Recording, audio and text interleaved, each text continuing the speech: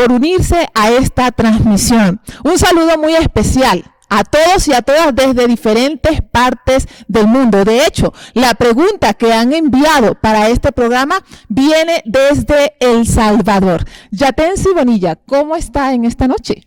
Feliz como una lombriz. Como una lombriz, ¿cómo es eso? Bueno, usted sabe que los lombrices son felices, no pagan impuestos, no le da el COVID-19, son saludables. Es cierto. En Colombia hay una hamburguesería que hace hamburguesas de lombriz, pero lombrices bien tratadas. Pero está bromeando. Sí, es cierto, porque son sanos, son animalitos que no están contaminados, son saludables. Bueno, yo no. A mí una vez en Bogotá, porque me hicieron trampa. No, yo no espero comer esa hamburguesa Yatensi, aunque sean muy felices, pero no espero comerla. Muy bien, la pregunta de hoy es: ¿la aparición de Samuel, un espíritu bueno o un demonio? Está en la narración de Primera de Samuel, capítulo 28. Yatensi, esta narración siempre me ha parecido muy curiosa. Hay muchos eventos en esta narración: la aparición de Samuel, Saúl que extermina a los adivinadores, y además de eso queda una adivina, la adivina de Endor. Desde ahí ya yo tengo muchas preguntas, pero en todo caso comencemos. ¿Cuál es el contexto que está detrás de esta narración? Mire, todos los 31 capítulos de 1 de Samuel gira en torno a un contexto de los filisteos. Pero antes de los filisteos, Dios nombra al primer rey de Israel, que es Saúl.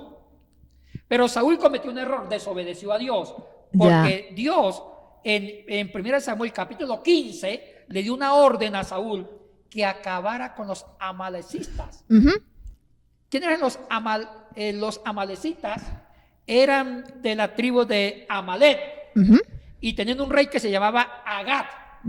Entonces ellos habían cometido un error, una obstrucción con el pueblo en el pasado, y Dios le ordenó a Saúl, que aniquilase ese pueblo, que no iba a dejar vivo ni a hombres, ni a mujeres, ni a guerreros, ni a reyes, ni a animales, ni vacas, ni toros, nada, pero nada. Ya. ¿Y sabe qué? Sí. Ahí estaban los adivinadores dentro de ese exterminio. No, esa parte. Ya Saúl había dado un decreto de desterrar a los adivinos, a las pitonisas, a los brujos. Entonces Saúl era enemigo de los brujos. ¿Y qué pasó, Yadesi? En la primera Samuel, capítulo 15, Saúl obedeció el mandato de Dios a medias. Sí mandó a matar con su ejército, aniquiló gran parte del pueblo de Amalek, los amalecitas. Pero dejó vivo al rey Yadesi, al rey Agat, al principal, al jefe, con sus animales. ¿Por qué obedece a media? ¿Por qué obedeces a media, Samuel? Saúl. Por compasión. ¿Al rey? Sí. Ve al rey. Posiblemente el texto no lo dice directamente, pero lo sugiere indirectamente. El rey suplicó piedad, y por buena gente Saúl le perdonó la vida, y también le perdonó la vida a los animales de él. Y eso le molestó a Jehová, porque después los israelitas usaron los mismos animales para sacrificio a Jehová. Y pensó Saúl que con eso le iba a agradar a Dios, pero Dios quería obediencia total. Oye, interesante esto. Dios quería una obediencia total de Saúl, aniquilando a los de Amalek, los amalecitas, pero dejó vivo al principal. Y eso le provocó el enojo de Dios a Saúl, y Dios abandonó a Saúl por completo. Y eso lo desesperó. ¿Qué trajo como consecuencias esta actitud de Saúl? Ay, mire, Saúl estaba envuelto en un chichón, como dicen los venezolanos. Tenía un problema con los filisteos. Sí.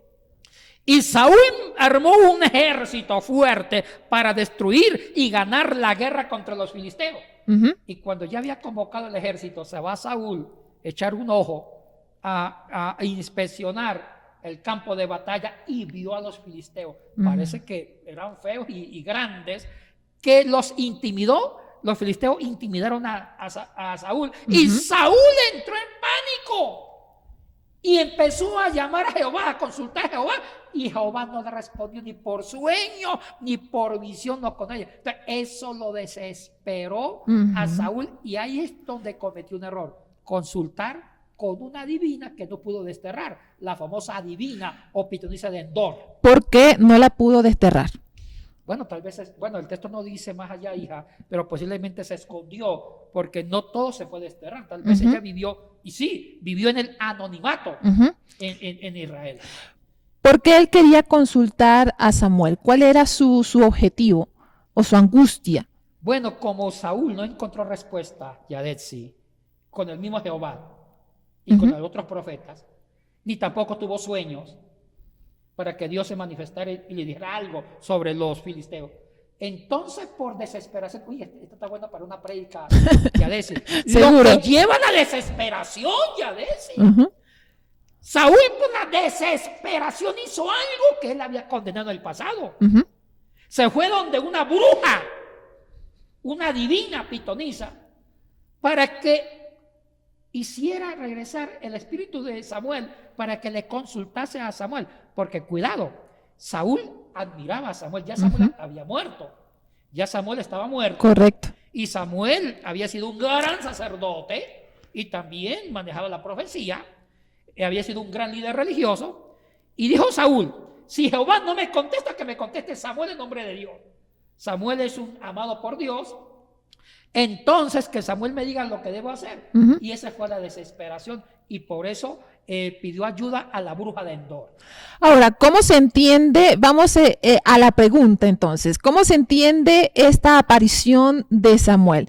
¿Como un espíritu bueno o como un demonio? Uy, ahí está la Sí, ahí está la clave. Uy, mire, buena pregunta. Cuando uno escucha a nuestra gente, hay opiniones divididas. Dicen que sí, que la aparición de Samuel, porque la bruja de Endor era un medium. Entonces, a través de este medium se aparece el espíritu de Samuel hablando con Saúl. Unos dicen que sí era Samuel, otros dicen que no, que era un demonio. Ya. Vamos a resolver eso. Vamos. Mire, a mí me gusta, como dijo el gran educador Luis Fonsi, y despacito. Buen puertorriqueño. Seguro. Un saludo a esa tierra tan linda, mi Puerto Rico del alma, que aprecio y amo tanto. Entonces, Yadetsi, en el hebreo, si vamos a la semiótica, a la lingüística, a la lengua, cuando dice, vamos al versículo 12, entremos a 1 Samuel, busquen todos ustedes, Biblia en mano, amigos y amigas. 1 Samuel capítulo 28, vamos al versículo 12. Y bueno, si dentro del relato del 28, Saúl va a escondidas, para que no lo identifiquen como rey. Es correcto. Porque él mismo había desterrado a las brujas. Sí. Va escondida, la mujer en un primer momento no lo identificó que era Saúl. Dice que iba vestido de otra forma. De otra forma, de campesino, harapiento. Entonces, en el 1 Samuel capítulo 28, versículo 12, cuando se da la invocación y dice, y vio, o sea, la mujer vio a Samuel. Dice, vio a Samuel. En el hebreo la palabra ver puede ser ver con los ojos o ver de otra forma. No me aclara el concepto. O sea que el texto hebreo es muy ambiguo, no me dice qué tipo de ver. Si lo vio físicamente a Samuel, el espíritu, la mujer de Endor, si vio a Samuel o no lo vio. ¿Sabe quién me resuelve el enigma? La traducción de los 70. ¿Ya? La Septuaginta griega ya me aclara este enredo. Vamos por partes. Sobre el texto hebreo, quiero dar una explicación técnica, Yadesi, para que entiendan por qué le doy importancia a la versión de los 70. Adelante. En la historia del hebreo hay 3 textos. El primer texto fue el hebreo que se escribió con letras cananeas, el paleohebreo, que los originales desaparecieron. Y ese texto se inscribió en piedra, todavía no había el papiro, eso más tardío, en barro, en cerámica, etcétera, etcétera. En la época de Esdra y Nehemías, siglo V, IV antes de Cristo, hay una segunda etapa literaria del texto hebreo. incluyendo el libro de Samuel, que se transcribió del hebreo con cananeo, paleohebreo, se arameizó y se usó letras arameas para el hebreo, se reemplazó las consonantes. También desapareció ese texto. Hay un texto ya de un hebreo depurado que se llama el texto masorético, que fue en el siglo VI al siglo de después de Cristo, que el texto hebreo del Antiguo Testamento se depuró colocando vocales, acentos, signos de puntuación, etcétera, etcétera. Correcto. Y separando palabras. Pero es siglo VI después de Cristo, es nuevo. Pero antes de esto, en un intervalo entre el segundo texto de Esdras, el texto arameizado del hebreo, con el texto masorético, apareció la traducción de los 70. Ya. ¿Qué fue?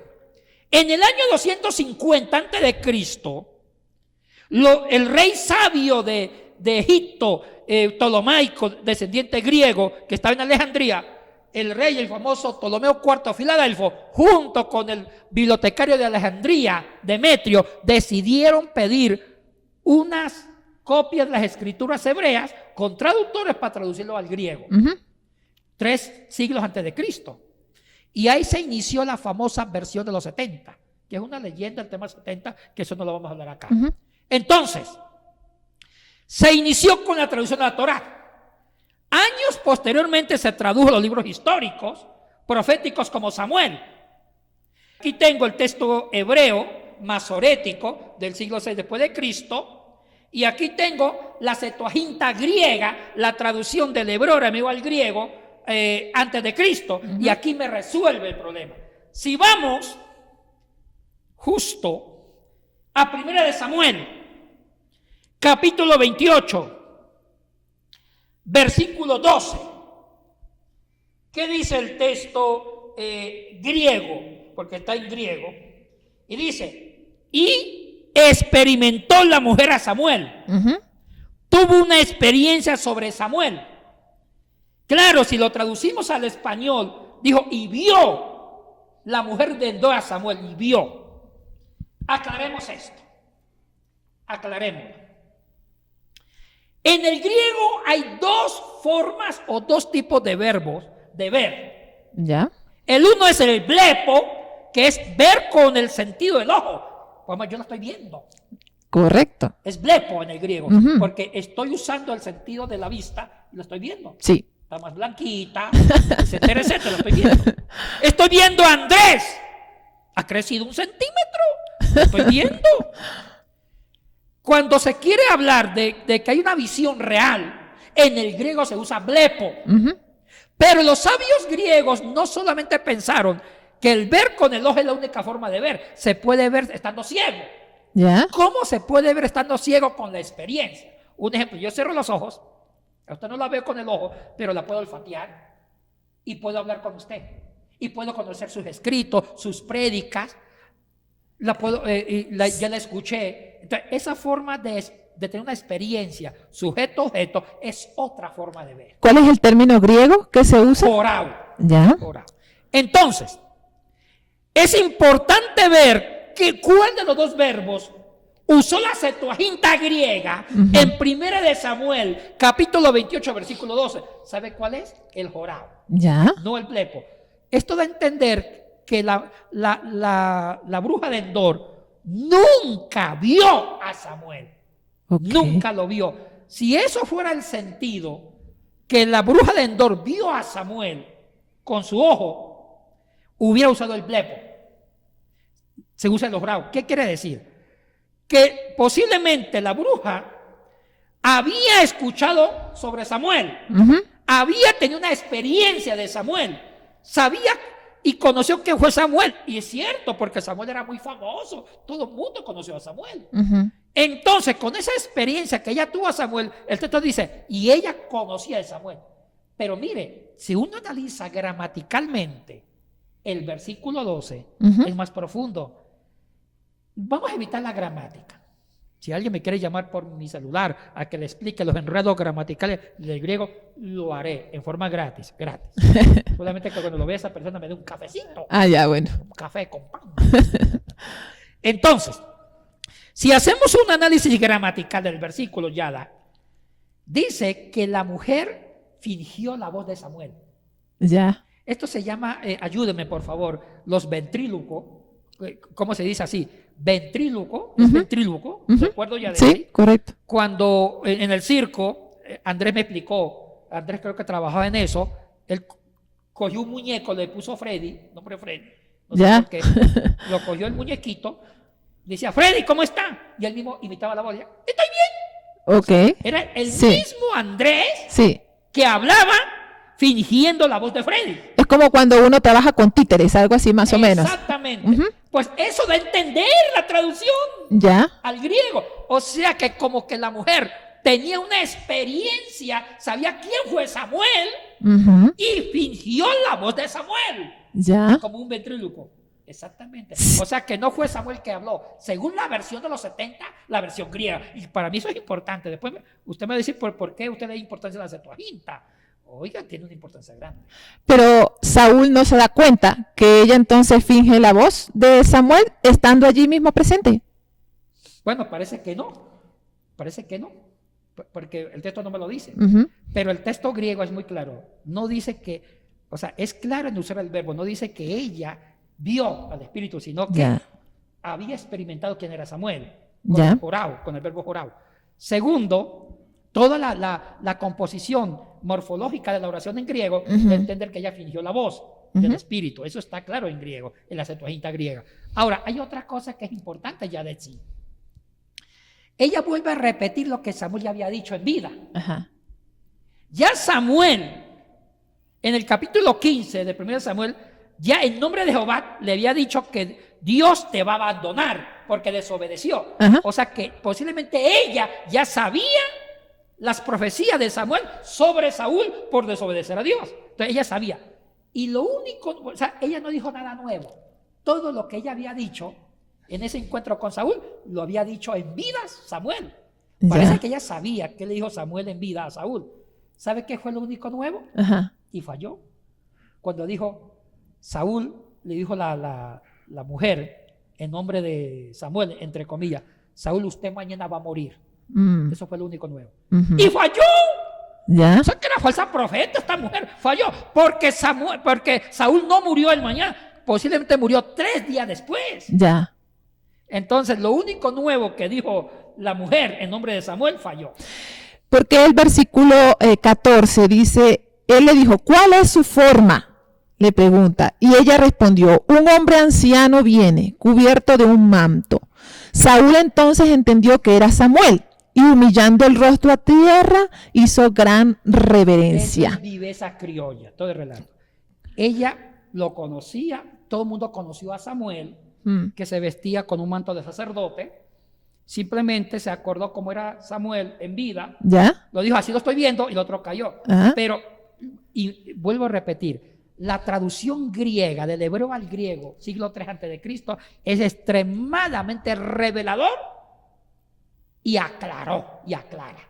Porque dice, y la mujer tuvo una experiencia conocida de Samuel y fingió la voz de Samuel. ¿Sí me entiende? Dando a entender que jamás, según la Septuaginta griega, jamás Samuel se reveló a la mujer de Endor. Nunca fue ese espíritu, sino que fue una maniobra, un teatro de la mujer de Endor. Según la Septuaginta griega. Usted habla de la Septuaginta griega, pero ¿qué nuevo podemos sacar desde el texto en el idioma original? ¿Hay algo nuevo de la cual no esté aquí en la Septuaginta y que debamos saber nosotros? Bueno, lo nuevo es eso, que la Septuaginta griega no le cree que fue el espíritu de Samuel la que se reveló a Saúl por medio de la medium de Endor. No cree, sino que fue esta bruja la que fingió la voz de Samuel y porque tenía una experiencia de él, porque se usa el verbo jorao. Eso está claro. Ahora, en cambio el texto hebreo sí es confuso. Es confuso porque da a entender que sí lo vio. Ahora, ¿por qué el griego le da otro giro? Bueno, ahora ustedes me van a criticar ¿Por qué Yatensi Bonilla le da tanta importancia a la Septuaginta griega? Porque Jesucristo la dio. Jesucristo la dio. Yadesi, en el Nuevo Testamento, cuando se escribieron los 27 libros del Nuevo Testamento, hay muchas citas al Antiguo. La pregunta es, ¿cuál de las versiones los escritores neotestamentarios usaron del Antiguo Testamento para citar el Antiguo Testamento? Le respondo, la Septuaginta griega. El 90% de las citas del Antiguo Testamento, los apóstoles usan la versión de los 70. Y otro gran argumento, cuando Cristo leyó el rollo de Isaías en Lucas 4, ¿sabe cuál estaba leyendo? La Septuaginta griega. O sea que el Nuevo Testamento canonizó la versión griega del Antiguo Testamento. Muy bien, entonces, para ir concluyendo, se puede decir que Samuel nunca se apareció a Saúl ni a la divina de Endor. En primer lugar, según la Septuaginta. En segundo lugar, la divina de Endor se podría decir que fue una falsa adivina. ¿Sí? Porque sí, ¿Como porque, todas? Okay. ¿O todos? Muy bien. Sí, porque así como hay brujas, hay brujos, hay brujos. ¿Sí? Es correcto, es correcto. Entonces, si alguien desea predicar sobre esta o enseñar sobre este texto o esta narración en particular, Yatensi, ¿cómo podríamos nosotros hacerlo? Porque la narración está, ya no se puede sacar de allí del texto bíblico. Ay, Yadesi, mire, aquí les voy a dar una recomendación a mis amigos y amigas. Sepa leer la Biblia. ¿Y qué traducciones leen y compran? Correcto. Hay que ser crítico con las fuentes, porque los originales desaparecieron. Hay que buscar fuentes que se aproximen al original, sea tanto nuevo como antiguo. Yo le creo a la Septuaginta griega porque es la versión que usó Jesucristo para citar el Antiguo Testamento, es la versión que usaron los escritores neotestamentarios para citar el Antiguo Testamento. Y tercero, el 90% de la teología del Nuevo Testamento lo toman de la versión griega.